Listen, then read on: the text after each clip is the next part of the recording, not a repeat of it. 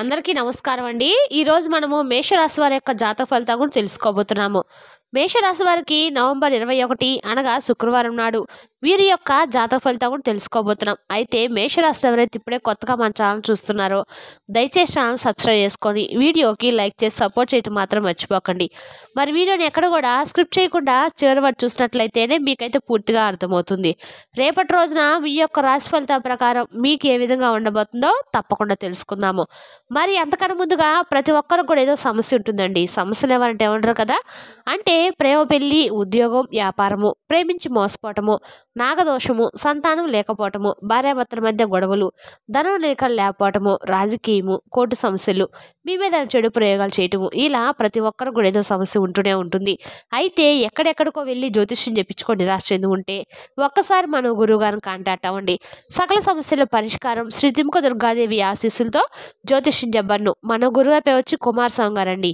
మీరు సంప్రదించిన phone number 9381918252. చాలా నమ్మకమైన గురుగారండి. మన గురువు గారు సమస్య మీది పరిష్కారం గురువుగారి దగ్గర కలదు. ఎటువంటి సమస్యలు ఉన్నా అంటే స్త్రీ పురుష గుప్త సమస్యలు కూడా పరిష్కారం చూపిస్తారు. అంటే మన గురువుగారి ద్వారా చాలా మంది లబ్ధి పొందుండారండి. మేము కూడా మాకున్న సమస్యల్ని ఈ గురువుగారి ద్వారా పరిష్కరించుకున్నాము. మీరు కూడా నమ్మకంతో ఒకసారి ప్రయత్నించండి. 100% గంటలో పరిష్కారం చూపిస్తారు. నమ్మకంతో ఒకసారి ప్రయత్నించండి. ఇక వివరాలకు వస్తే కనుక ఈ రాశి వారికి రేపటి రోజు దిన ఫలితాల ప్రకారము ఆరోగ్యపరంగా చూసినట్లయితే స్వల్ప అలసట లేదంటే కొంచెం ఏదైనా కానీ మీ శరీరంలో నలతగా ఉండేటువంటి అవకాశం అయితే కనిపిస్తుంది. ముఖ్యంగా కాళ్ళకు సంబంధించినటువంటి మిమ్మల్ని ఇబ్బంది గురించినటువంటి కొంత నొప్పులు ఇటువంటి ఆరోగ్యపరంగా మిమ్మల్ని కొంచెం ఇబ్బందికి గురి చేస్తాయి. అయితే పెద్దగా బాధపడాల్సిన అవసరం అయితే లేదండి.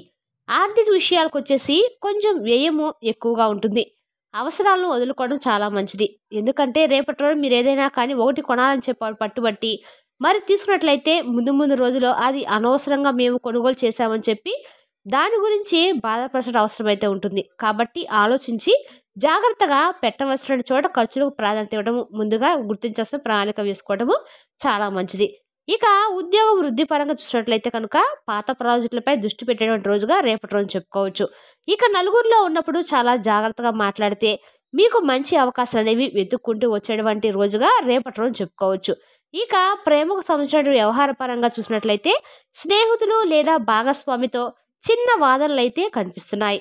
కానీ అతను లేదా ఆమెతో చర్చించడం వలన పరిష్కారం అనేది తప్పకుండా దొరుకుతుంది. కాబట్టి ఏదైనా కానీ రేపటి రోజున ప్రేమకు సంబంధించిన విషయాల్లో కొంత మీ మధ్య వాదనలు కనిపిస్తున్నాయి. కాబట్టి రేపటి రోజు చాలా జాగ్రత్తగా బంధాన్ని నిలుపుకోవడానికి మీరు ప్రయత్నం అయితే చేయాలి. ఇక మానసికమైనటువంటి ప్రశాంతత కోసము తప్పకుండా రేపటి రోజున శ్రద్ధ పెట్టాలి. ఎందుకంటే కొన్ని విషయాలు మీరు అధికంగా ఒత్తిడి లోనేటువంటి అవకాశాలు కనిపిస్తున్నాయి.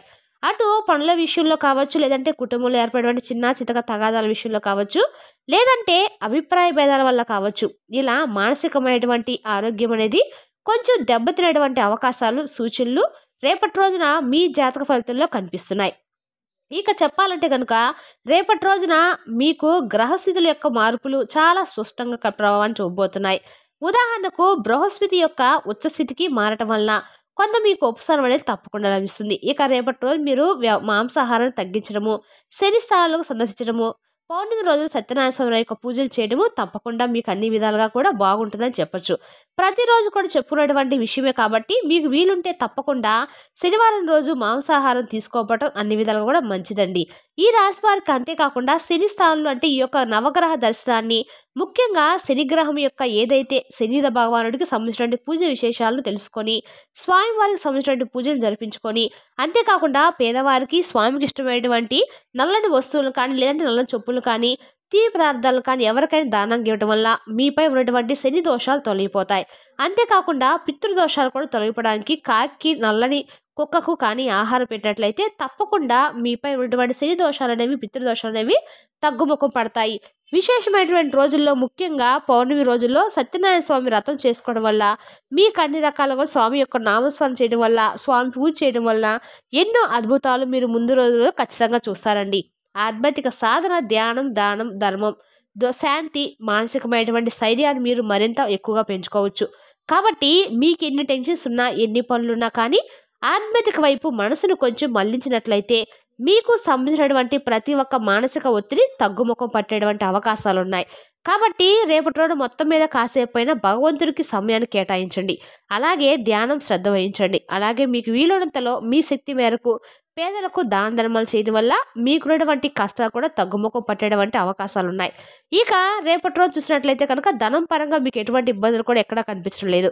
కాకపోతే మీ దగ్గర ఉన్నటువంటి ధనాన్ని మీరు నిలుపుకోలేక కొంత అధికమైనటువంటి ఖర్చులకు బానిసైపోయి అనవసరమైనటువంటి ఖర్చులకి ఎక్కువగా ప్రాధాన్యత ఇవ్వటం వల్ల మీకు ఖర్చులు కొంచెం ఎక్కువగా ఉంటాయని చెప్పుకోవాలి.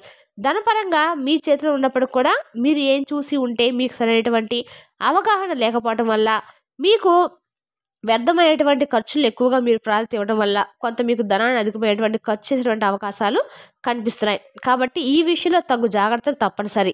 అలాగే ఆశాజనక ప్రవర్తనలతో ఎక్కువగా అంటే మీరు తిరిగేటువంటి వ్యక్తులతో మిమ్మల్ని ఏదైనా మభ్యపెట్టి ఆ వస్తువు కొనుగోలు చేయండి, లేదంటే ఈ భూములు కొనుగోలు చేయండి, మీకు అంతా కూడా బాగుంటుందని చెప్పి మీ చుట్టూ ఉన్నవారే మీకు అనవసరమైనటువంటి సలహాలు ఇవ్వటం వల్ల మీ మైండ్ అనేది కొంత తికమకపడేటువంటి అవకాశాలు కనిపిస్తున్నాయి.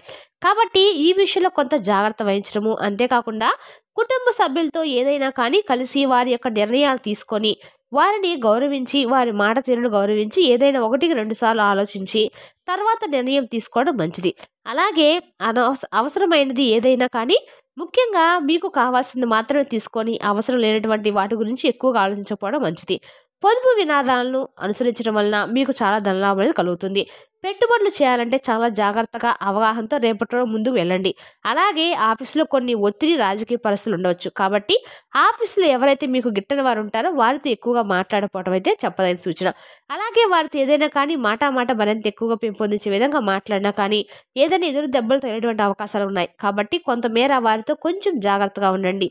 అంతేకాకుండా వారితో ఏదైనా కానీ మాట్లాడాల్సి వస్తే తక్కువగా మాట్లాడము మీకు అన్ని విధాలా కూడా మంచిది. ఇక కొత్త బాధ్యతలు స్వీకరించే వారికి అవగాహనతో పాటుగా పరస్పర సంబంధాలు బలపరిచే మార్గాలు మీకు మీరుగా కొత్తగా సృష్టించే విధంగా మీ తెలివితేటలకు మరింత ఎక్కువగా పదును పెట్టబోతున్నారు. అంతేకాకుండా శరీరానికి విశ్రాంతినిస్తారు. కుటుంబ సభ్యులతో మానసికమైనటువంటి సంతోషం కోసం చాలా ఎక్కువగా సమయాన్ని కేటాయించాలని చెప్పి అనుకున్నటువంటివి చాలా తక్కువ సమయాన్ని కుటుంబ సభ్యులతో గడపబోతున్నారు. అంతేకాకుండా గడిపినటువంటి ఆ తక్కువ సమయమే వారితో చాలా మనస్ఫూర్తిగా ఉండడం వల్ల మానసికమైనటువంటి ప్రశాంతత మీకు కొంతమేరకు లభిస్తుంది. ఇక అలాగే శరీర నొప్పులు వంటి మిమ్మల్ని అలసటకు ఇటువంటి వాటికి గురి చేస్తాయి. కాబట్టి ఈ సమయంలో మీకు ధ్యానము, యోగా, శ్వాసయానాలు వంటివి సాధనలు మీ ఆరోగ్యం మరింత ఎక్కువగా అభివృద్ధి పరచడానికి మీకు బాగా సహాయపడతాయి. అలాగే మీరు అనుభవిస్తున్నటువంటి సమస్యలు, అపార్థాలు ఇవన్నీ కూడా తొలగిపోతాయి. కొంతమేర ఒక వ్యక్తి ద్వారా కొన్ని సంభాషణల వల్ల మీ మీద పడినటువంటి ఏదైనా కానీ అంటే కొన్ని మీరు చేయనటువంటి తప్పులకి మీ మీద పడినటువంటి నిందలు ఇటువంటివన్నీ కూడా అపార్థాలు మీ కుటుంబంలో ఏర్పడే చిన్నపాటి గొడవలు, సమస్యలు వీటన్నిటి కూడా రేపటి రోజున తెలపడినట్లయితే కాబట్టి ఎవరైతే మిమ్మల్ని అపార్థం చేసుకున్నారో ఆ వ్యక్తులే మరలా తిరిగి వచ్చి మిమ్మల్ని క్షమాపణలు వేడుకుంటారు. అంతేకాకుండా మిమ్మల్ని చాలా తప్పుగా అర్థం చేసుకున్నామని చెప్పి వారిగా క్షమాపణలు కూడా వేడుకుంటారు. తద్వారా మీరు చాలా ఆనందంగా లోనవుతారు. అంటే ఏ వ్యక్తి అయితే ఏ బంధం అయితే మన నుండి దూరమైందని చెప్పి మీరు కుమిలిపోయారో, ఎవరైతే మీ నుండి దూరమయ్యారని చెప్పి శాశ్వతంగా ఇక రారు అని మీ దగ్గర రారేమని చెప్పి మీరు అనుకున్నటువంటి క్షణంలో రేపటి రోజున మీకు జాతక ఫలితంలో తిరిగి మరలా ఆ వ్యక్తి మీ జీవితంలోకి అయితే రాబోతున్నారని ఖచ్చితంగా చెప్పొచ్చండి.